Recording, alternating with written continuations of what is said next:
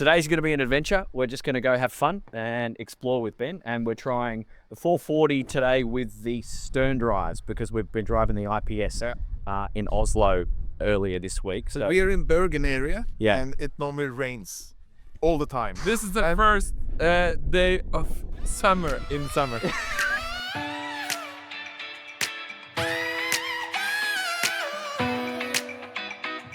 Walking down the road we walk, you found me. I'm Ben from Nordic Boats. Yep. We have a boat facility here on the west coast of Norway. Yep. And we're driving the Marex 440 Scandinavia. Espen over there in the background. Espen, the owner of Marex. Yes, I am. I'm glad to have you here. I'm happy to be here. So Ben was just telling me the whole history of this place. He's grown up here and his family's like multi-generational from this part of the world. They're all fishermen. The traditional industry around here is fishing. We passed some fish farms before on the way here, which were totally boiling with fish. So yeah, it's going to be fun, and the water is deep. With some of the channels we were coming through here were 50 meters deep, but then it goes to about 10 meters as you go through these narrow passes. So I'm going to do my best to get the drone up wherever I'm allowed to and capture this for you because it's absolutely amazing. So this is the Scandinavia version that we're on today. If you might have seen my previous tour, we had the gourmet version where this is all one big kitchen. But this one, Espen, do you want to operate that seat just so I can show everyone? This turns into one big social space. Oh, so it drops down, same level. And tell us about these buns, Ben. These are the famous buns you were talking about. Yeah, they make them homemade here. My mum checks up on me as I travel because I have too many sweets. So mum, if you're watching, I'm just having one bite of the buns, and that's all I'm going to do. So now it's one big U-shaped space. And look, the galley's still fine. It's just for you master chefs and the ultimate entertainers because it's pretty chilly here. I would still appreciate to have the choice to come out here in the sun when I want and then retire in here with the heater when you want. Nice. Come on, let's try this bun. There you go. All right, tear me off. I'll tear me off just half. Oh, it's pretty good.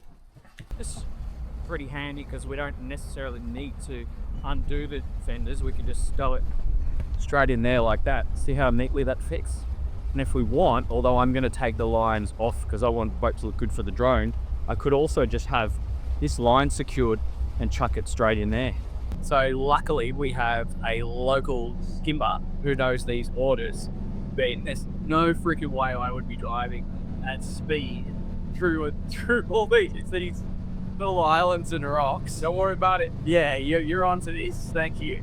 And we are on our way to apparently a very nice restaurant somewhere up the fjord. And so, how many generations are you? I'm fifth generation. Fifth generation living here. I'll let you concentrate and drive. What we might do, guys, we'll go sit out the back and enjoy this view. You know what I love?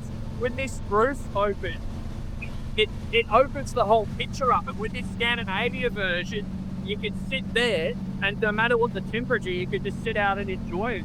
So these islands, these were formed like glaciers. That's why it's so deep in the middle, and that's why they do this Scandinavian mooring system where people essentially tie up to rocks and they want to step off on the bow. Oops, I don't lose my hand.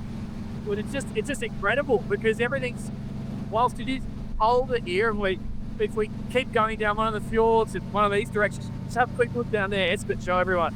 Look at that. How amazing is that? They've got their own boat yachts, these little boat garages or fishermen's huts. And the colour of the water, some of the shallow water areas, it's like tropical. It's got tropical vibes. Kind of like New Zealand and Tasmania, if you've been there. It really is incredible. When you come to these countries and you see what the environment is that they're dealing with, it makes sense as to how boat design will evolve. I love it. Like having these enclosures and the ability to open and close this roof like this makes so much sense. Jump in the comments if you've been to Norway. Tell me what you've experienced, because I think I've got to come back to this place. This is a boating paradise. without a doubt. I've never seen so many men and women. It's the thing that I've noticed. I've never seen so many women owning and driving boats than in Oslo. I travel the world doing this, and every second boat seems to be driven by a woman. It's awesome. I'm single. See that little floating house there? And this is fish farms. Just tell us again, what are they doing? So they're dropping in young ones. Yeah. And then they're growing here in a good natural environment. Okay. And they are also monitoring how the health is Right. and everything. So it's So they're basically, they don't live in that floating house. They just come to work there during the day. Norway must spend a lot of money on bridges and tunnels. Is there going to be a ship tunnel? Did I see someone? that's further north. Oh, There's ducts. that's cool. That's gonna cost a lot. That's going to cost a lot of money. It must be really rough water to justify a ship tunnel. And it's I've been there. you don't want to go around there in a little bit wind. Yeah. How cool. The restaurant is. Do you see the roof inside there? Oh, awesome. So, Bekkjarvik. Is that the name of this place? I didn't realize you were saying the name because you said it in like a Australian accent. Bekkjarvik. Oh, Bekkjarvik. They've spelt it wrong then. Bekkjarvik. Yeah. Yeah. I like Bekkjarvik. You can actually go with a fast boat out here and have a stay. If you don't have a boat, you can go out with the ferries Right. and then have you sleep in the hotel here. And have, Okay. like, a nice So wait, are we experience. on? Is this an island? Yeah. Okay. Got it. You Yeah. have to come here Thursday to get a spot. To get a spot by boat. Yeah, because this is gonna be this people are laying outside each other and Yep. inside here everything is put That's awesome. as often. Det kunne disse here for Stousers. Yeah. Yeah. Yeah. Listen. So now's the busy time until September. Yeah. Yeah. And then would this village shut down over winter, or what happens here? I've actually been here in the winter. The restaurants and the hotel is open, and it's Does the fishing happen all year round? they are mostly out in the winter. All right. And more docking in the summer because in the winter it's more more More out. plentiful. There you go. So that's probably what they're fishing for out in the sea. Can you see the crab there, guys? And the fish? Man, the water is really clear. I was just asking why white and red seems to be on all the houses. So red was the cheapest. Yep. So all the farmhouses inland and all the houses, boat houses, they were red. Okay. So if you really want to spend some extra money, Yeah. you made it white. Oh, so that white was more fancy, more bougie. White was really fancy. Ah. They were rich. So why is the flag white, blue, and red? Many stories to that. Oh, okay. The cross is for the Christianity. Yeah.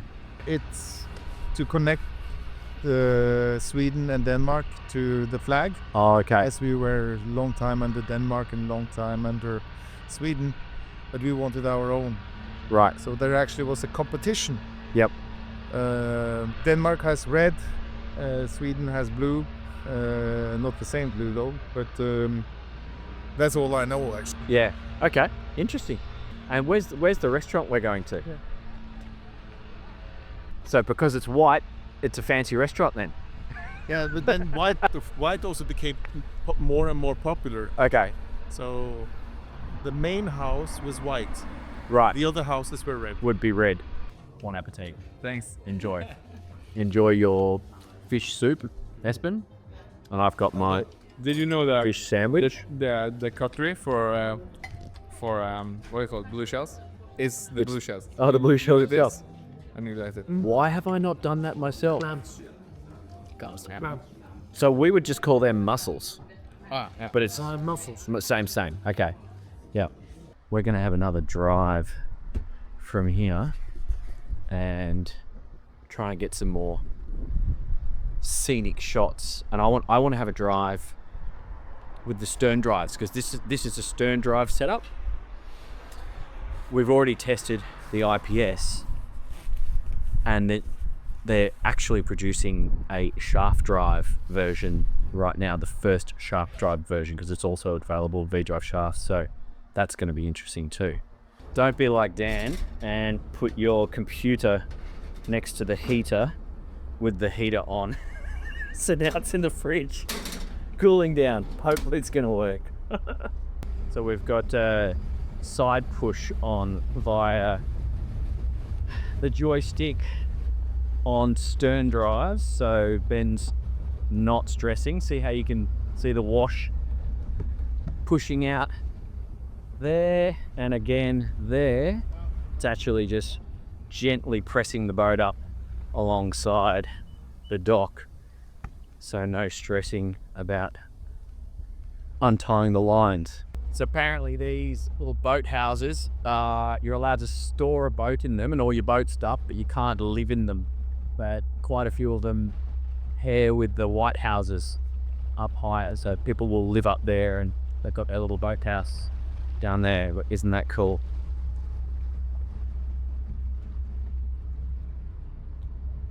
And now I'm at Bergen. So now we're heading back Driving the blue boat. through these straits, so we white caps Difference between all the ahead.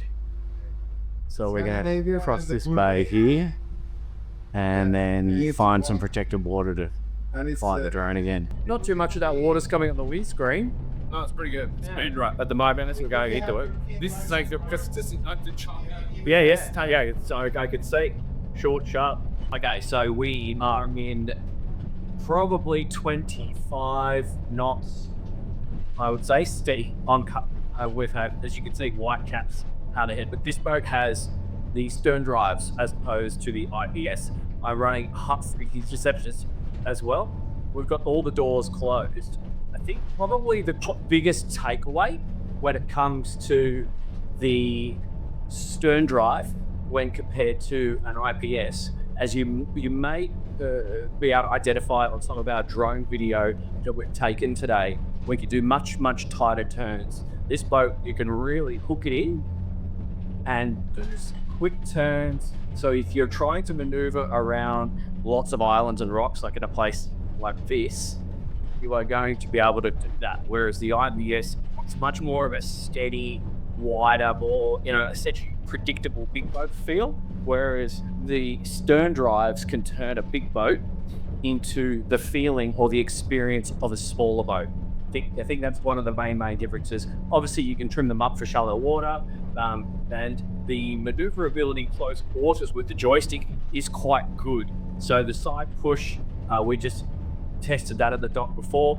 You could put a little bit of sideways pressure, so it's very similar to what you might experience on the IPS. So I think if you were trying to judge between IPS versus stern drive, you need to ask yourself, do I want to be able to do tighter turns and have more maneuverability? That's the main question.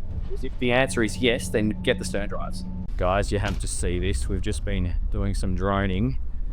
So Ben reckons, okay, this is an island, all right? So it doesn't have electricity, probably doesn't have much services, and it's a very old house, and it gets cold in the winter. But how much did he say it was? It's not. It was not this house. This would be maybe around 300,000. 300,000 for that. That's pretty awesome. You can probably, he's got a mooring, he's got like a shed or a barn, and you can haul stuff up into the barn from your boat. That's amazing. You can't even get an apartment in Sydney for that. It's incredible.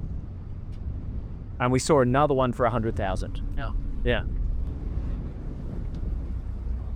We're just on the DPS right now, one of the beauties of the joystick and stern drive or IPS. How beautiful is this? It's another cute little island right there. Look at this. But they it's just natural harbours everywhere, and you can see people have built them up with their own stones for pathways or creating their own boat access or private little harbours, but this place is full of them. It's an absolute boater's paradise. So this is the cool thing about this place, as you were saying, like it's now blowing, but this area is full of hidden holes. And then you go with the boat and you find, okay, this is a nice spot, and we just go around and find nice spots, and then either you go with the long side towards the mountain, or with the anchor and the bow towards the. Also, would you put the side too? Yeah. Along the side as well. Really? Yeah. Huh. Because when you find those spots that's calm, then it's fine. You can lay there, and usually you find a rock, you throw a rope around it, Yeah. And you lean or a but tree. But do you put an anchor? recommend a big fender on the Big Yeah, fenders. then use the round ones. Yeah, because I mean it's so deep here.